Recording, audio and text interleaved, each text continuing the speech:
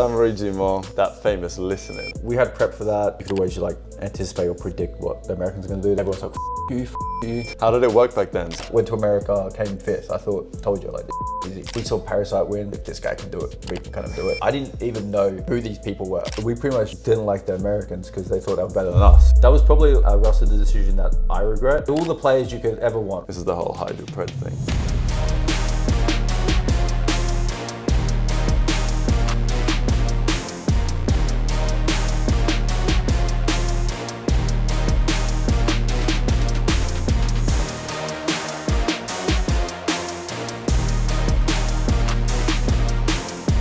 Big thank you to PrizePicks for making today's content possible. If you're looking to get involved, download their app using the link in the description box below. And if you use code BreakingPoint, you get to claim $50 on your first $5 pick.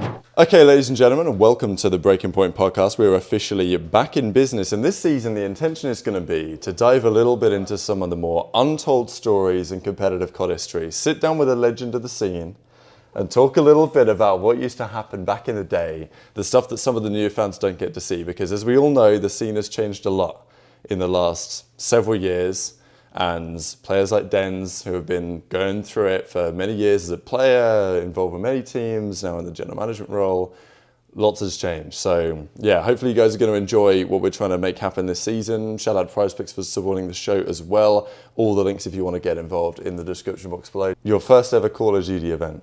We're talking, on COD Gamepedia, it's telling me 2014. That is correct.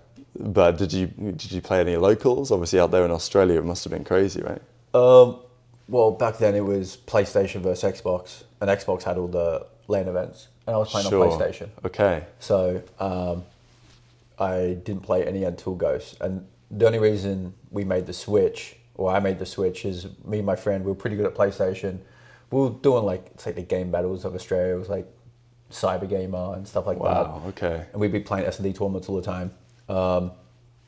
And someone, I don't know who did it, but they linked Black Ops 2 World Championship. Mm-hmm. And I saw gameplay of them, footage of them. I was like, these guys aren't that great. And so it's like, hey, do you want to try and qualify for this next year for Call of Duty Ghosts? Mm-hmm. I thought, okay, sure. So me and my best friend, pretty much, we just went over to the Xbox scene, grabbed another duo, and I attended my first LAN, and we won it, which was good. Yeah. How did it work back then? So where did you have to place to qualify for the big one? It was the top 2 seeds to qualify, and there was always the team immunity at the time, which is pretty much mine free. Yeah, I remember. They had Shocks, Buzzo, Nakeezy. Buzzo, wow. Yeah. Yeah. And they had Rampage on their team because Fighter was too young to play. Sure, okay. And it was me, Damagate, Chileans, and Issei. Yeah. And yeah, it was our first ever LAN. I think actually it was like a different LAN. Maybe the LAN before we came second, and then the main one we came first. Mm-hmm. And we were Trident T1 Dotters. So yeah, we won that, went to America, came fifth. Told you, easy. That was a bonkers time, especially for McGregor, obviously, who's lineman and everything for the Australian fans, because in many respects that's as good as it got. yeah. I mean, it was weird because none of the Europeans ever came top 8 in that champs or the next champs. Yeah. And I mean, we pretty much won a lot of our series in the back of S&D. Sure, yeah. So, we were the original Neslo, I guess. Yeah. But yeah, nobody really expected. We actually played FaZe Red in our groups, which was Proofy, JCap, Classic, wow, and Replays, which is Crowder now. Yeah. And we beat them, so that felt good. But once again, I didn't even know who these people were. Sure, okay. So we just rocked up and we thought, okay, should be sweet. Who's the biggest name now that you didn't know who they were? Scump. That I didn't know back. I might have known Scump and Nature, but everyone else, I mean, we knew that Impact won, but I didn't know who they kind of were. We saw Parasite win, and I was just kind of if this guy can do it, we can kind of do it.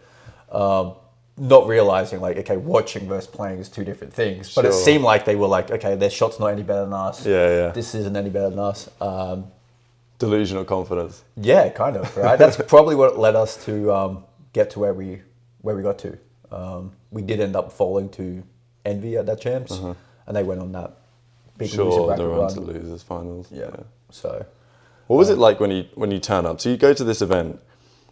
Nowadays, the players, they're getting paid kind of nice. They get probably their own hotel room. Back then, you guys come over from Australia, and what was the setup? Like, where were you staying? well, Activision did support that at the time. Okay. But like when Makes we were doing sense. our own For other local events. tournaments, it's like, Yeah. hey, like you essentially you get your one hotel room, 4 guys, good luck, have fun. Whatever sleeping arrangement you want to do, you can do it. If you want 4 to 1 bed, even though there's 2 beds, sure. Like, you know, you have other people as well that want to come to the event. They need somewhere to stay. But no, for a good majority, it's like, I mean, I wasn't salaried until 2019. So Wow.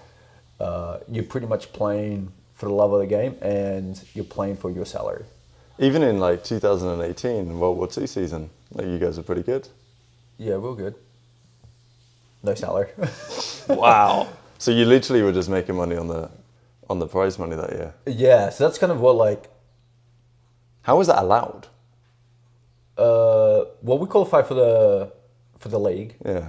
So then once again, Activision, they're flying I us see. to Yeah, of course. Columbus, Well, they picked Ohio, that, and all but, that like, stuff. You're a pro player at that point. You think, but like it was weird because like we didn't know any better either. Sure, yeah. Like we weren't in conversations with like the Europeans or the Americans, like, oh, how much are you getting paid, stuff like that. Okay. They just always knew that we weren't salaried, and they're like, hey, that's crazy. But like we didn't know like what to ask for, or like what organization would be interested. My God. So yeah, but that kind of also started like because we weren't getting paid, like we were so hard on each other when we were in Australia. Sure. Because it's like, hey, like you really let me down now. I need this, not like I need this money, right? We're all supported by our families and stuff like that. But yeah, it was a big motivator to push and kind of do that extra grind. Wow. What's the most, who's the most underrated player that nobody today knows of? But back in the day, they were cooking. That nobody knows. Well, it can be someone who's maybe somewhat notable, but like someone who, you know, like the fans who started watching in the last couple of years, they won't necessarily know who this guy is. I would say Damage. Uh-huh.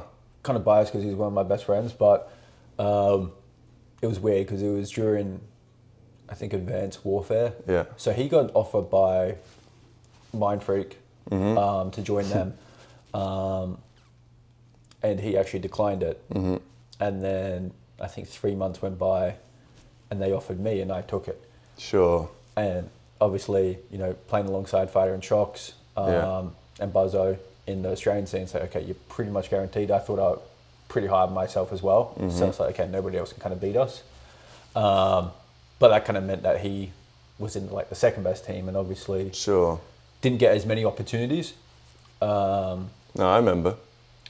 And then Taking the Vines or whatever. Ten of Mines, that's right. Yeah. But yeah, he was a big part of how I got into the scene. You know, the success that we had while we teamed together. You know, his critical thinking's pretty up there. So he was a bit of an S&D mastermind and had every answer. That's what you guys are known for. That's good. Until like jetpacks, and it's just like a 4-hitter. Sure. 4-hitter lane, and it doesn't matter. No, agreed. Is there like a rivalry? Did you get into rivalries with the American teams as much? Or was there, because in your region, I mean, even today it's still kind of true that it's not like there's that many players at the top of the scene. Obviously they had the ANZ region back in the day in CWL, but was there a rivalry that you had with a certain player or like a team when he came over the pond? There wasn't like a public rivalry, but we pretty much just didn't like the Americans because they thought they were better than us. So we're like, okay, well, we needed, like, we kind of like created like false narratives in our head. Like these guys think, gosh, we're which they probably did anyway, but they never told us. But then we're like, okay, like we're gonna prove them wrong. We're gonna like do all that kind of stuff. Because at least in APAC, it was like when you had a rivalry, you'd go twice as hard and stuff like that. So it's like if we could just feed that information into our own brain and pretend like they hate us and like they think we're then we'll go even harder and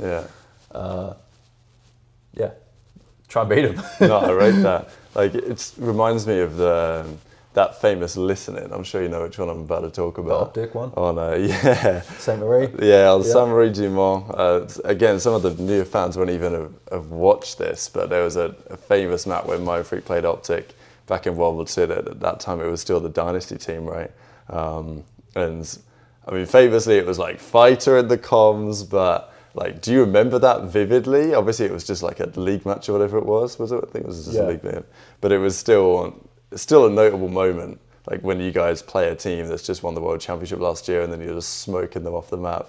That must have been satisfying. Yeah, no, that felt good. Like, we had prep for that, and we kind of like know that, at least back then, you could always like anticipate or predict what the Americans are going to do. They're going to go around, they're going to fight for spawns and stuff like this. You know, they're going to play technical Call of Duty. So essentially, we at the time came up with a counter strategy, and we would stack our left side or whatever the case may be. But it actually helped us long term because like if everyone plays like that, we're good at it. But yeah, no, that was good, and everyone's like, "F you." And yeah, that would just be like part of their strength. Like we try to feed ourselves these narratives of they think our shit. So when we're killing them, it's like, yeah, F you, kind of thing. Good trash talk from the Aussies. Yeah, good. I mean, Pred's still doing it today. 100%. What did he say yesterday? He said, "You fat choker" or something like that. Yeah, he called him a fat. So it's like that's just like it feels like it's just part of our nature. Like I don't even know if we intend to do it, but like it's just that I don't know. That adrenaline running through. Sure, yeah. Is that like from some land, I mean, you've been to plenty of lands in time, especially in the early days. I mean, I'm talking like, Advanced Warfare, Ghost, that kind of era. Is there like a story that springs to mind that, like some crazy story, someone did something mental, even in like behind the scenes, didn't even have to be at the event? Well, we didn't come to many, like, because obviously trying to get us out to North America was like $10,000. Who has $10,000 laying around? Yeah. I guess it was more of an APAC thing because I ended up leaving Mindfreak and I joined a Tainted Minds. Yeah. Because at the time I wanted to get rid of Buzzo for damage. Okay, yeah. And it seemed like Fighter and Shocks were on board, but then I remember this actually. Pulling the trigger on it was like, didn't happen. It was just like, well, we're going to do it or not. And obviously change is pretty hard for like a lot of people. And I thought, well, if like my intentions were always, let's make the best team, let's go overseas and let's win. And I understand people form relationships and friendships with obviously your teammates because you're sleep and shower around with them. Yeah. But yeah, it never happened. So I was like, okay, well, I'm going to leave and join Tender Minds. And then we end up winning the winner bracket final game. This was to qualify for the only one spot. In Infinite Warfare. Wow, yeah, I remember this. And then we lost the first series in the grand final 3-2. And then we lost 3-0. I was like, did I make the worst decision? Yeah, I hear you. Luckily, they didn't really get along with Excite either. Yeah. Cody. So I think they played the stage. I was kind of praying for their downfall, obviously. Of course. But it was like, I hope they do well, but like, not too well, please. And then they got brought back in. But yeah, I think there was a lot of talk happening in that grand final. I think there's always a vivid image of us telling them to like off back home or something like that. Hell yeah. Which sucked because then they ended up beating us in 2 best of 5s and they told us to do the same thing. Yeah. They started talking like pros. But it is what it is, right? No, 100%. So, looking back on your career, Denz, if there's one moment you could go back and change or revisit, what would it be? Good question. One moment I could change, just from a playing point of view? I mean, probably it could be in more recent times if you like to, but I think, I'll give you a player one, I guess. It was, as soon as, probably would have liked to have, when we were on Paris Legion, take a little bit, upper management didn't care as much. Sure. But we had an analyst at the time who was Brandon. Yeah, I remember. And he was ended up going to Seattle Surge as a general manager, won a championship. He worked there. with us at Breaking Point for some time. Shout out Novus. Yes. And then he went to 100 Thieves, won them a championship. So like at the time he had like a flurry of players.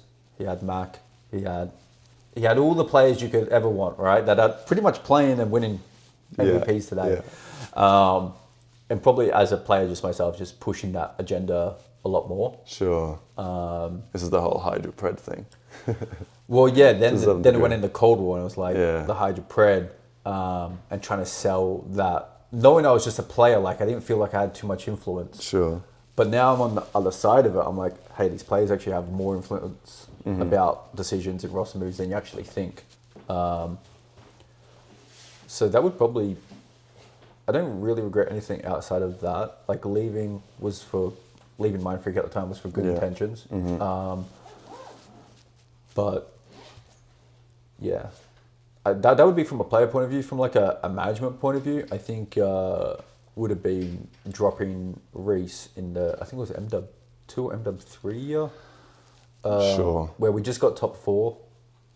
And then you dropped Vivid and you made the change, try to get better.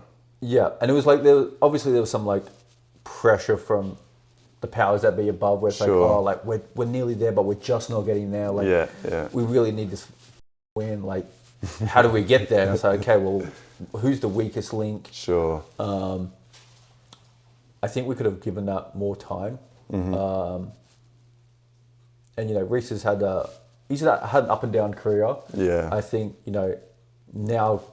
In hindsight, it's like, okay, like that's the player is. He's a 0.9, but he's quite valuable. And him and Dill worked really well. We had Joe and Beans working really well. So it was that was probably a roster decision that I regret. And, from a management point of view, it's like, if I could go back at that time, I probably wouldn't make the same decision. Okay, final question, Denz. Back in the day, things were very different. What is one thing that the fans these days, even maybe the players these days to some degree, are missing that the scene had back then? Were they missing? As in, like, what are we missing out on in the Call of Duty League today that was the case back in the grassroots days? Well, everything's just so much more official now. It's like, you used to be chilling in the MLG Columbus studios, and it would pretty much be every team in a room like this, besides the 2 teams that were on stage. And you would just be talking to each other, whether it be about the game, whether it just be waffling about nothing, about life. I know even Doug, he was talking about your net, because that was when he was Complexity. He was talking about that stuff. And we're just like, some of us are like, okay, this is kind of crazy. But everyone was very intertwined. And hopefully, there's a lot of teams in Dallas at the moment. There might be more teams coming to Dallas next season. So it'd be good to kind of get that feel back for the players at least. And I think that could like really spurge on content. People it just feels a little more of the like community, like pro player community. Once again, some people are going to butt heads and not get along with each other, like Scrap and Draza, but sure, it's, everyone was amicable and kind of friendly with each other. So that was kind of cool about back in the day.